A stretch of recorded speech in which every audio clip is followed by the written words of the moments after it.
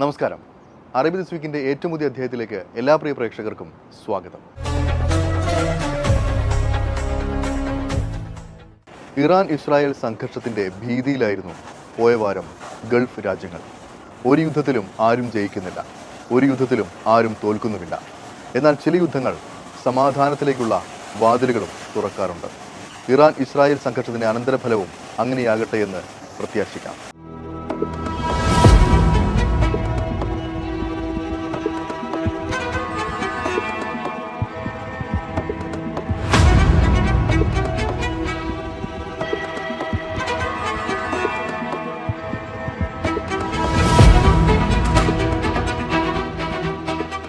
Operation rising lion എന്ന വിളിപ്പേരോടെ Israel ഇറാനിൽ ആക്രമണം തുടങ്ങിയതിന്റെ കൃത്യം 10-ാം ദിവസം ജൂൺ 23 വെള്ളിയാഴ്ച 6 മണിയോടെ ഖത്തർ തങ്ങളുടെ വ്യോമയാന പാത താൽക്കാലികമായി അടച്ചതായി വിദേശകാര്യ മന്ത്രാലയത്തിന്റെ സുപ്രധാന അറിയിപ്പ് പുറത്തുവന്നു.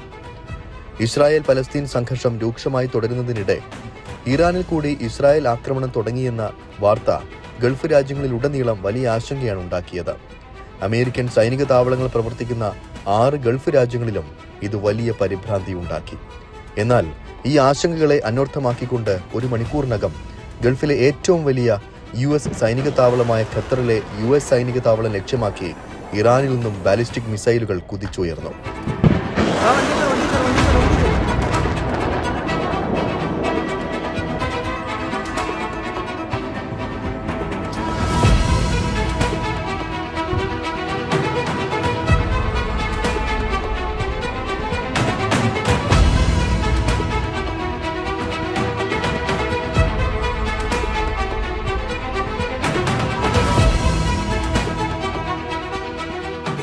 ഖത്തറിന്റെ ആകാശം മുഴുവൻ തീഗോളങ്ങൾ വലയം ചെയ്തു.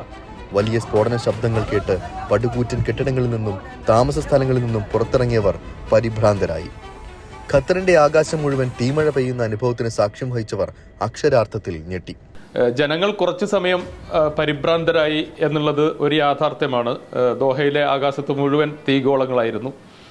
അപ്പോൾ ആളുകൾ സ്വാഭാവികമായിട്ടും പരിഭ്രാന്തരായിട്ടുണ്ട്, പുറത്തിറങ്ങിയിട്ടുണ്ട്. അത് കഴിഞ്ഞപ്പോൾ തന്നെ ഏകദേശം ഒരു 10-15 മിനിറ്റ് കഴിഞ്ഞപ്പോൾ എല്ലാം സാധാരണ നിലയിലേക്ക് എത്തുകയും ചെയ്തിട്ടുണ്ട്. അതുപോലെ വളരെ പ്രധാനപ്പെട്ട ഒരു വിഷയമായിരുന്നു വിമാനത്താവളത്തിൽ, ദോഹ വിമാനത്താവളത്തിലെ ഇത്രയധികം യാത്രക്കാരെ, ഏകദേശം 20,000 യാത്രക്കാരാണ് ആ സമയത്ത് വിമാനത്താവളത്തിൽ ഉണ്ടായിരുന്നത്. ഈ 20,000 യാത്രക്കാരെയും ഒരേ രീതിയിൽ പരമാവധി ആർക്കും വലിയ ബുദ്ധിമുട്ടുകൾ ഇല്ലാത്ത തരത്തിൽ ഇവരെയൊക്കെ മാനേജ് ചെയ്യാൻ കഴിഞ്ഞു എന്നുള്ളത് ഒരു യാഥാർത്ഥ്യമാണ്. ഒരുപാട് ആളുകൾക്ക് ഹോട്ടൽ അക്കോമഡേഷൻ ഒരുക്കി കൊടുത്തു, പിന്നീട് യാത്ര ചെയ്യാനുള്ള ടിക്കറ്റ് സൗകര്യം പോലും ഒരുക്കി കൊടുത്തു, വെള്ളവും അതുപോലുള്ള അടിസ്ഥാന സംവിധാനങ്ങളും സൗകര്യങ്ങളും ഒക്കെ ഒരുക്കി കൊടുത്തു. ഇത് ഒരിക്കലും ഒരു ചെറിയ കാര്യമായി കാണാൻ പറ്റില്ല.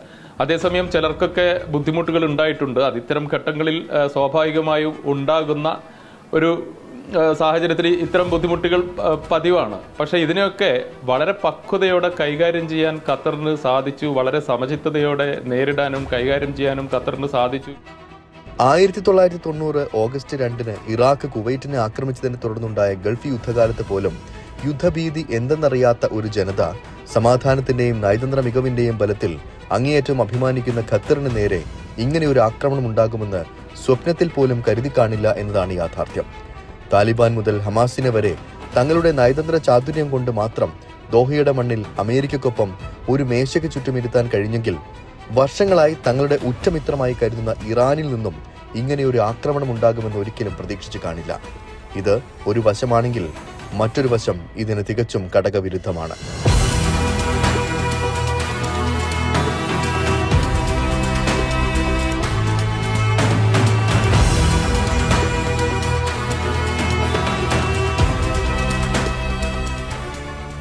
മധ്യേഷ്യയിലെ 2 ബലാബല ശക്തികൾ തമ്മിലുള്ള ജീവൻ മരണ പോരാട്ടത്തിൽ അമേരിക്ക കൂടി ഇസ്രായേൽ പക്ഷത്ത് ചേർന്നുവെന്ന ഔദ്യോഗിക പ്രഖ്യാപനമുണ്ടായതിന് പിന്നാലെ ഗൾഫ് രാജ്യങ്ങളുമായുള്ള എല്ലാ ധാരണകളും മാറ്റിവെച്ച് ഗൾഫിലെ അമേരിക്കൻ സൈനിക താവളങ്ങളെ പോലും വേണ്ടിവന്നാൽ ആക്രമിക്കാൻ തങ്ങൾക്ക് കരുത്തുണ്ടെന്ന് തെളിയിക്കേണ്ടത് ഇറാന്റെ ആവശ്യമായിരുന്നു. തങ്ങളുമായി ശത്രുതയിൽ കഴിയുന്ന മറ്റേതെങ്കിലും ഗൾഫ് രാജ്യങ്ങൾക്ക് പകരം തങ്ങളുമായി ഏറ്റവും അടുപ്പം പുലർത്തുന്ന ഖത്തറിലെ അമേരിക്കൻ സൈനിക താവളത്തിന് നേരെ ഇറാൻ ആക്രമണത്തിന് മുതിർന്നത് മറ്റെന്തെങ്കിലും ധാരണകളുടെ പുറത്താണോ എന്നും ഇപ്പോൾ ലോകം സംശയിക്കുന്നുണ്ട്. അങ്ങനെയാണെങ്കിൽ ഇറാൻ ഇസ്രായേൽ സംഘർഷം ഒഴിവാക്കുന്നതിലൂടെ മറ്റൊരു ലോക മഹായുദ്ധത്തിലേക്ക് നീങ്ങാനുള്ള സാധ്യതയെ മുളയിലെ നുള്ളിക്കളയാനുള്ള ഖത്തറിന്റെ നയതന്ത്ര വിജയമായി ഖത്തറിന് നേരെയുള്ള ഈ ആക്രമണത്തെ നാളെ ലോകം വിലയിരുത്തുമെന്നുറപ്പ്. ഈ അർത്ഥത്തിൽ ഖത്തറിന് നേരെയുണ്ടായ ഈ ആക്രമണം തികച്ചും പ്രതീകാത്മകമാണെന്ന് വിശ്വസിക്കുന്നവരും ഈ കൂട്ടത്തിലുണ്ട്. അവർ ഖത്തറിനെ ആക്രമിച്ചു. ആ ആക്രമണം പ്രതീകാത്മകമായിരുന്നു. അത് അവർക്ക് നേരത്തെ വാണിംഗ് കൊടുത്തിട്ടാണ് അടിച്ചത്. അതൊക്കെ കുറിച്ചുള്ള വിവരങ്ങൾ നമുക്ക് പൂർണ്ണമായിട്ട് ലഭ്യമല്ല. പക്ഷേ ഒരു കാര്യം ഉറപ്പാണ്, ഇത്തരം എന്തെങ്കിലും സംഗതികൾ കൊണ്ട് അല്ലെങ്കിൽ ഇപ്പോഴുണ്ടായിട്ടുള്ള സംഭവ വികാസങ്ങൾ കൊണ്ട് ഗൾഫ് രാജ്യങ്ങളുമായിട്ടുള്ള ഇറാൻ്റെ ബന്ധത്തിൽ ഏതെങ്കിലും തരത്തിലുള്ള വിള്ളൽ അല്ലെങ്കിൽ നിലവിലുള്ള അവസ്ഥയിൽ നിന്ന് ഏതെങ്കിലും തരത്തിലുള്ള ഒരു ചോർച്ച അതിന് സംഭവിക്കും എന്ന് കരുതാൻ ന്യായമില്ല. എന്ന് മാത്രമല്ല, എനിക്ക് തോന്നുന്നത് ഈ ബന്ധം കൂടുതൽ ശക്തിപ്പെടാനാണ് സാധ്യത. കാരണം നോക്കൂ, അമേരിക്കയുടെ പ്രസിഡന്റ് 3 ഗൾഫ് രാജ്യങ്ങൾ സന്ദർശിച്ചിട്ട് ഏറ്റവും ശക്തമായൊരു വ്യാപാര ബന്ധം അവരുമായിട്ട് സ്ഥാപിച്ച് തിരിച്ചുപോയൊരു ഘട്ടത്തിലാണ് യുദ്ധം സംഭവിക്കുന്നത്. ആ ബന്ധം ഇഷ്ടപ്പെടാത്ത ഏതൊക്കെ രാജ്യങ്ങളുണ്ട്, ഏതൊക്കെ ശക്തികളുണ്ട്, അതിനെക്കുറിച്ചുള്ള ചിന്തയിൽ നമുക്ക് കാണാൻ സാധിക്കും ഇസ്രായേലിനാണ് ഏറ്റവും കൂടുതൽ അത് ഇഷ്ടപ്പെടാത്തൊരു രാജ്യം. കാരണം ആ ടൂറിൽ, ട്രംപ് വന്ന ടൂറിൽ ഇസ്രായേലിനെ ഉൾപ്പെടുത്താത്തതിൽ വളരെ ശക്തമായിട്ടുള്ള അമർഷം ഇസ്രായേലിൻ്റെ ഭാഗത്ത് നിന്നുണ്ടായിട്ടുണ്ട്. മറ്റ് ഗൾഫ് രാജ്യങ്ങളിൽ നിന്ന് വ്യത്യസ്തമായി ഖത്തറുമായി അടുത്ത ബന്ധം പുലർത്തിയിരുന്ന രാജ്യമാണെങ്കിലും ഇസ്രായേൽ ഇറാൻ സംഘർഷം രൂക്ഷമായാൽ ഗൾഫ് മേഖലയിലെ അമേരിക്കൻ താവളങ്ങൾക്ക് നേരെ ആക്രമണം ഉണ്ടാകുമെന്ന് ചിലരെങ്കിലും പ്രതീക്ഷിച്ചിരുന്നതായാണ് പലരും വിലയിരുത്തുന്നത്. ഇറാനുമായി ഏറ്റവും വലിയ അഭിപ്രായ ഭിന്നതകൾ നിലനിൽക്കുന്ന സൗദി ഉൾപ്പെടെയുള്ള മറ്റേതെങ്കിലും ഗൾഫ് രാജ്യങ്ങളെ ആയിരിക്കണം ഇറാൻ ഉന്നം വയ്ക്കുക എന്നതാണ് പലരും കരുതിയിരുന്നതെങ്കിലും ഈ കണക്കുകൂട്ടലുകൾ തെറ്റി. GCC രാജ്യങ്ങളുമായുള്ള അഭിപ്രായ വ്യത്യാസങ്ങൾ നിലനിൽക്കെ തന്നെ ഇത്തരമൊരു ആക്രമണത്തിലൂടെ സഹോദര രാഷ്ട്രങ്ങളുമായുള്ള ബന്ധം കൂടുതൽ വഷളാക്കാൻ ഇറാൻ ആഗ്രഹിക്കുന്നില്ല എന്നും തങ്ങളുമായി ഏറ്റവും അടുപ്പം പുലർത്തുന്നതും എന്നാൽ നയതന്ത്ര ഇടപെടലുകളിലൂടെ എത്ര വലിയ സംഘർഷവും പരിഹരിക്കാൻ കെൽപ്പുള്ളതുമായ ഖത്തറിനെ തന്നെ ആക്രമണത്തിനായി തെരഞ്ഞെടുത്തതും ഒരു വലിയ പൊട്ടിത്തെറി ഒഴിവാക്കാനുള്ള ഇറാന്റെ സമർത്ഥമായ നീക്കമായും വിലയിരുത്തപ്പെടുന്നുണ്ട്. ജൂൺ 23-നുണ്ടായ ആക്രമണത്തിന് പിന്നാലെ GCC രാജ്യങ്ങളിലെ രാഷ്ട്രത്തലവന്മാരെല്ലാം ഖത്തർ അമീറുമായി ബന്ധപ്പെട്ട് തങ്ങളുടെ ഐക്യവും പിന്തുണയും അറിയിച്ചത് ഇതിലേക്കുള്ള സൂചനയായി പലരും ചൂണ്ടിക്കാട്ടുന്നുണ്ട്. മുമ്പെങ്ങുമില്ലാത്ത രീതിയിൽ ഈ GCC രാജ്യങ്ങളുടെ സൗഹൃദം ഒന്നുകൂടി ദൃഢമാവുകയാണ് ചെയ്തത് എന്നാണ് എനിക്ക് തോന്നുന്നത്. മറ്റു രാജ്യങ്ങളൊക്കെ വളരെ കാര്യമായ രീതിയിൽ തന്നെ ഐക്യദാർഢ്യവുമായി, മുമ്പില്ലാത്ത രീതിയിലുള്ള ഐക്യദാർഢ്യവുമായി ഖത്തറിന് ഐക്യദാർഢ്യം പ്രകടിപ്പിക്കുകയും ഖത്തറിനോടൊപ്പം ചേരുകയും ഖത്തറിൽ തൊട്ടടുത്ത ദിവസങ്ങളിൽ തന്നെ ഉച്ചകോടി യോഗം സമ്മേളനം നടക്കുകയൊക്കെ ചെയ്തിട്ടുണ്ട്. അപ്പോൾ മുമ്പെങ്ങുമില്ലാത്ത ഒരു ഐക്യം സ്വാഭാവികമായിട്ടും ഈ അക്രമത്തെ തുടർന്ന് ഉണ്ടാകുമെന്നുള്ള കാര്യത്തിൽ സംശയം.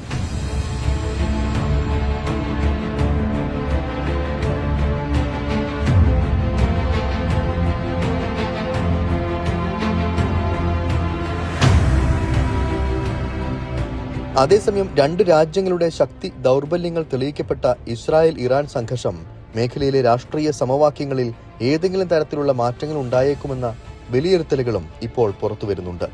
വർഷങ്ങളായി ആണവ രാജ്യമായി തുടരുകയും ആണവ നിർവ്യാപന കരാറിൽ ഒപ്പുവെക്കാതിരിക്കുകയും ചെയ്യുന്ന ഇസ്രായേൽ ആണവായുധം നിർമ്മിക്കാൻ ലക്ഷ്യമിടുന്നുവെന്ന കാരണം ചൂണ്ടിക്കാട്ടി ഇറാന് നേരെ നടത്തിയ ആക്രമണത്തിന്റെ ആധികാരികത തന്നെ പരക്കെ ചോദ്യം ചെയ്യപ്പെടുന്ന സാഹചര്യവും ഇസ്രായേലിന് തിരിച്ചടിയായിട്ടുണ്ട്. അമേരിക്കയുടെ പ്രസിഡന്റ് 3 ഗൾഫ് രാജ്യങ്ങൾ സന്ദർശിച്ചിട്ട് ഏറ്റവും ശക്തമായൊരു വ്യാപാര ബന്ധം അവരുമായിട്ട് സ്ഥാപിച്ച് തിരിച്ചുപോയൊരു ഘട്ടത്തിലാണ് യുദ്ധം സംഭവിക്കുന്നത്. ആ ബന്ധം ഇഷ്ടപ്പെടാത്ത ഏതൊക്കെ രാജ്യങ്ങളുണ്ട്, ഏതൊക്കെ ശക്തികളുണ്ട്, അതിനെക്കുറിച്ചുള്ള ചിന്തയിൽ നമുക്ക് കാണാൻ സാധിക്കും ഇസ്രായേലിനാണ് ഏറ്റവും കൂടുതൽ അത് ഇഷ്ടപ്പെടാത്തൊരു രാജ്യം. കാരണം ആ ടൂറിൽ, ട്രംപ് വന്ന ടൂറിൽ ഇസ്രായേലിനെ ഉൾപ്പെടുത്താത്തതിൽ വളരെ ശക്തമായിട്ടുള്ള അമർഷം ഇസ്രായേലിൻ്റെ ഭാഗത്ത് നിന്നുണ്ടായിട്ടുണ്ട്.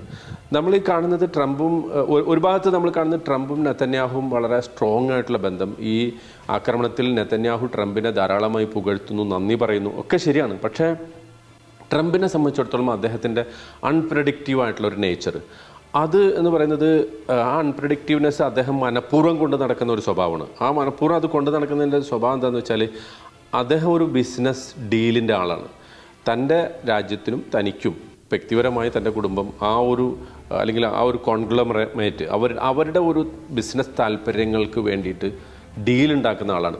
അതിനെ ഹനിക്കുന്ന ഒരു നിലപാടിനും അദ്ദേഹം തയ്യാറാവില്ല. പശ്ചിമേഷ്യയിലെ അടിസ്ഥാന വിഷയമെന്ന് പറയുന്നത് ഇസ്രായേലാണ്. ഇസ്രായേലും പലസ്തീനും തമ്മിലുള്ള വിഷയം പരിഹരിക്കപ്പെടാതെ ഫലസ്തീനിൽ മധ്യേഷ്യ ഈ മേഖലയിൽ ഒരിക്കലും സമാധാനം ഉണ്ടാവില്ല എന്നുള്ളത് സുവിതർക്കിതമാണ്. അത് അവിതർക്കിതമായ ഒരു കാര്യമാണ്. ഒരു കാരണവശാലും അത്തരത്തിലുള്ള ഒരു സമാധാനവും ഉണ്ടാവില്ല. സമാധാനം ഉണ്ടാവണമെങ്കിൽ ഇസ്രായേൽ അതിൻ്റെ സാമ്രാജ്യത്വ മോഹം ഉപേക്ഷിക്കുകയും 1092 അണുവായുധങ്ങൾ സ്വന്തം കയ്യിൽ വെച്ചിട്ട്, ആണവായുധങ്ങൾ കയ്യിൽ വെച്ചിട്ട് ആണവായുധ നിർവ്യാപന കരാറിൽ ഇന്നുവരെ ഒപ്പിടാത്ത ഒരു രാജ്യം പലസ്തീനെ ക്രമാനുഗതമായി വർഷങ്ങൾ കൊണ്ട് വിഴുങ്ങി അവസാനം ഫലസ്തീനികൾക്ക് ഒന്നുമില്ലാതെ ഉണ്ടാകുന്ന ഒരവസ്ഥയിൽ നിൽക്കുന്ന ഒരു രാജ്യം അവശിഷ്ട ഫലസ്തീനോട് ഉപരോധം ഏർപ്പെടുത്തി അവിടെ വെള്ളവും വെളിച്ചവും കൊടുക്കാതെ, മരുന്ന് പോലും കടത്തിവിടാതെ, ഭക്ഷണങ്ങൾ കൊടുക്കാതെ ഉപരോധം ഏർപ്പെടുത്തി അവരെ പീഡിപ്പിച്ച് നാടുവിടാൻ പ്രേരിപ്പിച്ചു കൊണ്ടിരിക്കുന്ന ഒരു രാജ്യം. ആ രാജ്യം നിലനിൽക്കുന്ന കാലത്തോളം അവരുടെ എക്സ്പാൻഷൻ മോഹം, വിശാല ജൂതരാഷ്ട്രത്തിന് വേണ്ടിയുള്ള അവരുടെ ഈ അതിമോഹം നിലനിൽക്കുന്ന കാലത്തോളം, ഫലസ്തീനികളുടെ അസ്തിത്വം അവർ അംഗീകരിക്കാതിരിക്കുന്ന കാലത്തോളം ഈ മേഖലയിൽ സമാധാനം ഉണ്ടാവുകയില്ല. അത് ഇസ്രായേലിനോ ഈ സമാധാനം ഉണ്ടാവില്ല എന്നുള്ളതാണ് ഏറ്റവും പ്രധാനമായ കാര്യം.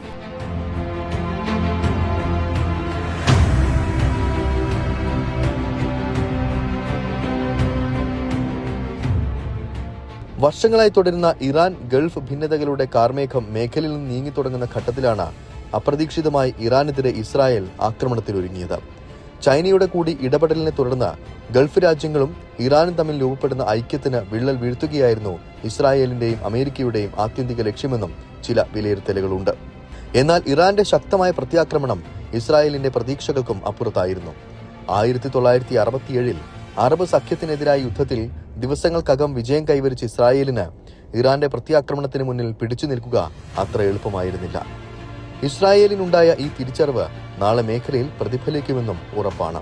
ഈ ഇസ്രായേൽ സ്ഥാപിച്ച അതിൻ്റെ ഒന്നാമത്തെ പ്രസിഡന്റ് വെയ്സ്മൻ, അദ്ദേഹം പറഞ്ഞൊരു വാക്കുണ്ട്, വളരെ പ്രസിദ്ധമായിട്ടുള്ളൊരു വാക്കാണ്. അതായത് ഇസ്രായേൽ എന്നാണ് തകരുക എന്ന് ചോദിക്കുമ്പോൾ അതിന് മറുപടിയായിട്ട് അദ്ദേഹം പറയുന്നുണ്ട്, ഏത് യുദ്ധത്തിലാണോ ഇസ്രായേൽ ആദ്യം തോൽക്കുന്നത് അന്നു മുതൽ അവരുടെ തകർച്ച ആരംഭിക്കും എന്ന് പറയുന്നുണ്ട്. ശരിക്കും വാസ്തവത്തിൽ ആ അർത്ഥത്തിൽ ഇസ്രായേൽ തോറ്റ ഒരു യുദ്ധമാണ് ഇത്. അപ്പോൾ നമ്മൾ ചോദിക്കും, അങ്ങനെയാണെങ്കിൽ ഇസ്രായേലിൻ്റെയും ഇറാൻ്റെയും ആൾനാശവും അവരുടെ ഫെസിലിറ്റീസ്, പിന്നെ യുദ്ധ സംവിധാനങ്ങൾ, ആണവ കേന്ദ്രങ്ങൾ, അതുപോലെ തന്നെ ഒരുപാട് ഇൻ്റലിജൻസ് ഉദ്യോഗസ്ഥർ, ആണവ ശാസ്ത്രജ്ഞർ, ഇങ്ങനെയുള്ള പേഴ്സണലുകളെ കൊന്നത്, ഇതൊക്കെ എന്ന് വെച്ച് നോക്കുമ്പോൾ ഇസ്രായേലാണ് ഈ യുദ്ധത്തിൽ മികച്ചു നിൽക്കുന്നത് കാണാൻ പറ്റും. പക്ഷേ അവർ പ്രതീക്ഷിക്കാത്ത രൂപത്തിൽ പല ഭാഗത്തു നിന്നും ഇറാൻ്റെ എല്ലാ ആണവ സൈനിക കേന്ദ്രങ്ങളൊക്കെ ഇത്രയധികം ശക്തമായി ആക്രമിച്ചിട്ടും, പ്രത്യേകിച്ച് ഇസ്രായേൽ അവരുടെ ആക്രമണത്തിൽ ഫോക്കസ് ചെയ്ത ഏറ്റവും പ്രധാനപ്പെട്ട ഒരു വശം ഈ ബാലിസ്റ്റിക് മിസൈലുകൾ ലോഞ്ച് ചെയ്യുന്ന ആളുകളെയും അവരുടെ കേന്ദ്രങ്ങളെയും തകർക്കുക, അവരെ കൊല്ലുക എന്നൊക്കെ ഉള്ളതായിരുന്നു. പക്ഷെ അങ്ങനെയൊക്കെ ഒരുപാട് പേരെ കൊന്നിട്ടും അത്തരം സംഗതികളിൽ ബോംബിട്ടിട്ടും അണ്ടർഗ്രൗണ്ട് അത്തരം സംവിധാനങ്ങളിൽ നിന്ന് ധാരാളമായിട്ട് ബാലിസ്റ്റിക് മിസൈലുകൾ, അതുപോലെ തന്നെ സൂപ്പർസോണിക് മിസൈലുകൾ, അവരുടെ പ്രത്യേകമായിട്ട് ഉള്ള ഹൈബർ മിസൈൽ, അതുപോലെ തന്നെ ഫതഹ് മിസൈൽ എന്ന് വിളിക്കുന്ന അത്തരം സംവിധാനങ്ങൾ, ഇതൊക്കെ ഉപയോഗപ്പെടുത്തിയിട്ട് വളരെ ഡീപ്പായിട്ട് ഇസ്രായേലിനെ അടിക്കാൻ കഴിഞ്ഞു ഇറാൻ എന്നുള്ളത് ഇറാനെ സംബന്ധിച്ചിടത്തോളം ഒരു ധാർമ്മികമായ വിജയം തന്നെയാണ്. പശ്ചിമേഷ്യയിലെ അവഗണിക്കാനാകാത്ത ഒരു സൈനിക ശക്തിയാണ് തങ്ങളെന്ന് തെളിയിക്കാൻ ഇസ്രായേലിന് നൽകിയ ശക്തമായ തിരിച്ചടിയിലൂടെ ഇറാന് സാധിച്ചുവെങ്കിൽ ഇറാന്റെ ആണവ സ്വപ്നങ്ങളെ ഇല്ലാതാക്കാൻ കഴിഞ്ഞുവെന്ന വാദമാണ് ഇസ്രായേലും അമേരിക്കയും ഉന്നയിക്കുന്നത്. ഇതിലെ ശരിതെറ്റുകൾ നാളെ കാലം തെളിയിക്കട്ടെ. അതേസമയം ഇസ്രായേൽ ഇറാൻ ഭീഷണികൾക്കിടയിൽ ഗൾഫ് രാഷ്ട്രങ്ങൾക്കിടയിലെ ബന്ധം കൂടുതൽ ശക്തിപ്പെടുകയാണെങ്കിൽ അത് പ്രവാസികൾക്കും വലിയ നേട്ടമാകും.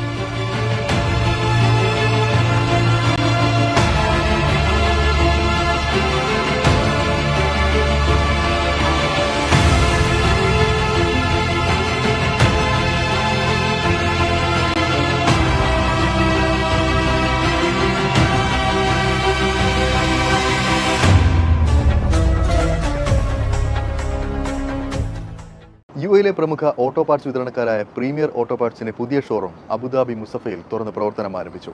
പ്രീമിയറിന്റെ 20ാമത് ശാഖയാണ് അബുദാബിയിൽ തുറന്നിരിക്കുന്നത്.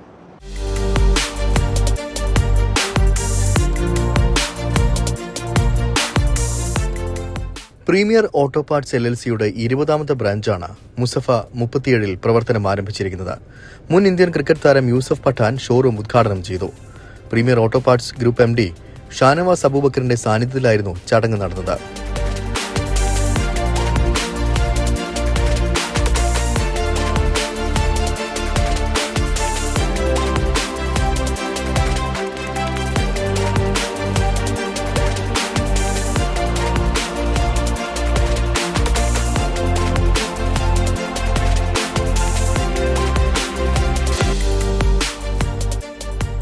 വാഹനങ്ങളുടെ സ്പെയർ പാർട്സുകൾ വിതരണം ചെയ്യുന്നതിൽ പ്രമുഖരായ premier auto parts Nissan, Toyota, Honda, Lexus, ഇനോ, ഇസൂസു, മിസ്തുബിഷി, ഇൻഫിനിറ്റി തുടങ്ങി പ്രമുഖ ബ്രാൻഡുകളുടെ രാജ്യത്തെ അംഗീകൃത വിതരണക്കാരും ഡീലർമാരുമാണ്. കൂടാതെ അൽഫുത്തൈം, ജെനാഫ്കോ, അറേബ്യൻ ഓട്ടോമൊബൈൽസ്, അൽ മസൂ തുടങ്ങിയ പ്രമുഖ കമ്പനികളുടെ അംഗീകൃത ഡീലറായും ഇവർ പ്രവർത്തിക്കുന്നുണ്ട്. പ്രീമിയർ ഓട്ടോ പാർട്സ് LLCക്ക് Dubai, Sharjah, Abu Dhabi, Ras al Khaimah എന്നിവിടങ്ങളിൽ നിലവിൽ ശാഖകളുണ്ട്.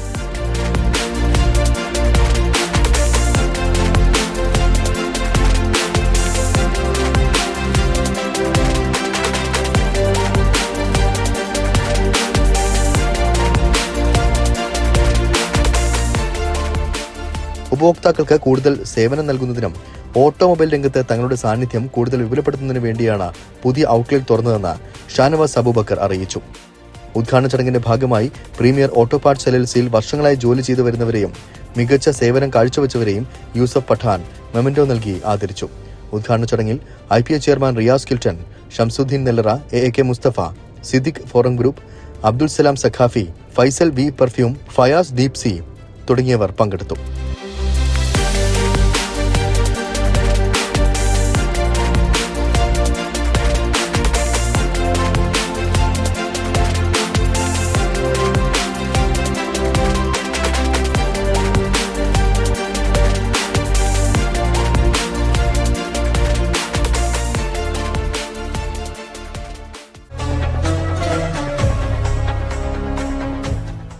ഒമാനിലെ ഏറ്റവും വലിയ വിനോദസഞ്ചാര സീസണായ ഖരീഫ് സീസണെ വരവേൽക്കാൻ ഒരുങ്ങിയിരിക്കുകയാണ് ദോഫാർ ഗവർണറേറ്റ്. ആ കാഴ്ചകളിലേക്കാണ് ഇനി.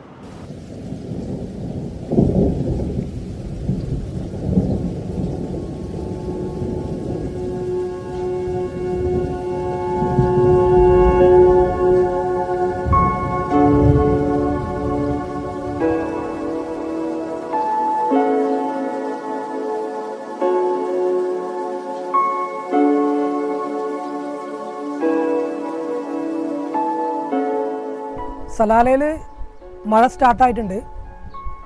ഈ ആഴ്ച അവസാനത്തോടു കൂടി സലാല ഉൾപ്പെടെയുള്ള ദോഫാറിൻ്റെ വിവിധ മേഖലകളിൽ കൂടുതൽ മഴ ലഭിക്കുമെന്നാണ് പ്രതീക്ഷ.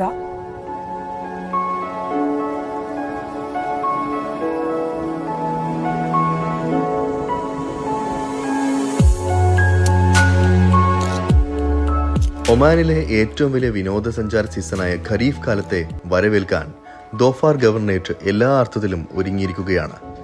ഖരീഫ് മഴക്കാലം ആസ്വദിക്കാൻ നിരവധി സഞ്ചാരികളാണ് ദോഫാറിലെത്തുക. ഒമാനിലെ സലാലയിൽ ഖരീഫ് ടൂറിസം സീസണിലായുള്ള ഒരുക്കങ്ങൾ ഇതിനോടകം തന്നെ പൂർത്തിയായിട്ടുണ്ട്. ഹോസ്പിറ്റാലിറ്റി രംഗത്ത് മികച്ച സൗകര്യമാണ് സലാലയിൽ ഒരുക്കിയിരിക്കുന്നത്.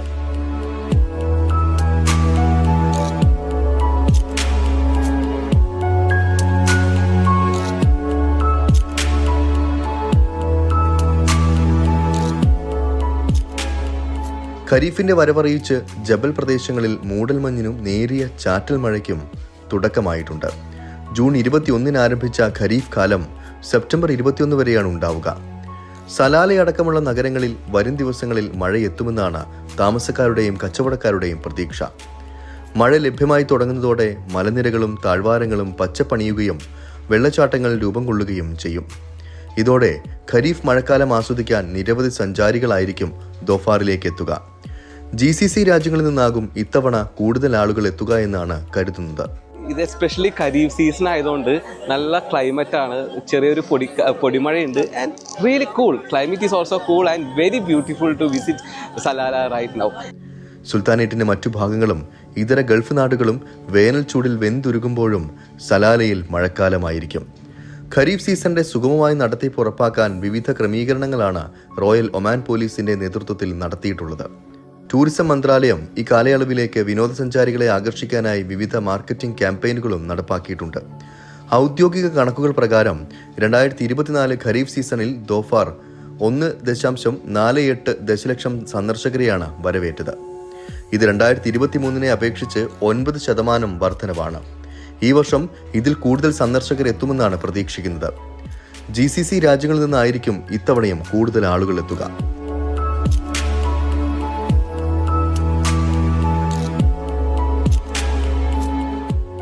മസ്കറ്റ് അന്താരാഷ്ട്ര വിമാനത്താവളത്തിലും സലാല വിമാനത്താവളത്തിലും യാത്രക്കാർക്ക് സുരക്ഷിതമായ യാത്രാനുഭവം ഉറപ്പാക്കുന്നതിനായുള്ള ഒരുക്കങ്ങൾ പൂർത്തിയായതായി ഒമാൻ എയർപോർട്ട്സ് ഇതിനോടകം അറിയിച്ചിട്ടുണ്ട്. ഖരീഫ് സീസണിൽ ഗൾഫ് രാജ്യങ്ങളിൽ നിന്ന് ദോഫാറിലേക്ക് കൂടുതൽ സഞ്ചാരികളെ ആകർഷിക്കുന്നതിനായി പൈതൃക ടൂറിസം മന്ത്രാലയം ക്യാമ്പയിനും നടത്തിയിരുന്നു. ഗൾഫ് രാജ്യങ്ങളിലെ പ്രധാന മാളുകളിലാണ് നിങ്ങളുടെ വേനൽക്കാലം പച്ചപ്പാണ് എന്ന തലക്കെട്ടിൽ പ്രൊമോഷണൽ പ്രവർത്തനങ്ങൾ നടത്തിയത്. ഈ വർഷത്തെ ഖരീഫ് സീസണിൽ കൂടുതൽ സന്ദർശകരെ ആകർഷിക്കുന്നതിനായി പുതിയ പരിപാടികളും നവീകരിച്ച സൗകര്യങ്ങളും ഒരുക്കിയിട്ടുണ്ടെന്നും അധികൃതർ വ്യക്തമാക്കി. ഇപ്പോൾ സലാല ഈ 2025 ഖരീഫ് ഇപ്പോൾ സ്റ്റാർട്ടായിട്ടുണ്ട്. 2 ദിവസമായിട്ട് ഇപ്പോൾ മഴ തുടങ്ങിയിട്ടുണ്ട്. നമ്മളിപ്പോൾ നിൽക്കുന്ന സ്ഥലം വാദി അർബാദ് മെയിൻ സ്പോട്ടാണ്. ഇപ്രാവശ്യം നല്ല വിപുലമായ സജ്ജീകരണങ്ങളാണ് ദോഫാർ മുനിസിപ്പാലിറ്റി ഒരുക്കിയിരിക്കുന്നത് ഖരീഫ് സീസണിന് വേണ്ടിയിട്ട്. സലാലയിൽ ഏകദേശം മഴ തുടങ്ങിയിട്ടുണ്ട്. കഴിഞ്ഞ പ്രാവശ്യത്തിലേറെ ആൾക്കാർ ഇപ്രാവശ്യം വരുമെന്നാണ് ഞങ്ങൾ കച്ചവടക്കാർ പ്രതീക്ഷിക്കുന്നത്. ജൂലൈ ആഗസ്റ്റ് മാസം ഇവിടെ സീസണാണ് എന്ന് പറയുമ്പോൾ GCCയിൽ മറ്റ് സ്ഥലങ്ങളിലൊക്കെ നല്ല ചൂടാണ്. ഇവിടെ ഇനിയിപ്പം ചൂട് കുറഞ്ഞു, മഴ വരുവാണ്. ഇനി മറ്റ് എമിറേറ്റ്സ്, ഖത്തർ, സൗദി അറേബ്യ എല്ലാ ആളുകളും ഇവിടെ എത്തുന്നുണ്ട്. അതിനുള്ള ഒരുക്കങ്ങൾ കാര്യങ്ങളായിട്ട് ഞങ്ങൾ നിൽക്കുകയാണ്.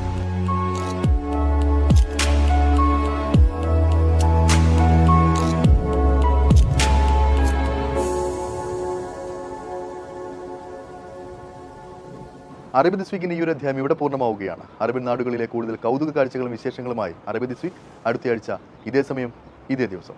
നമസ്കാരം.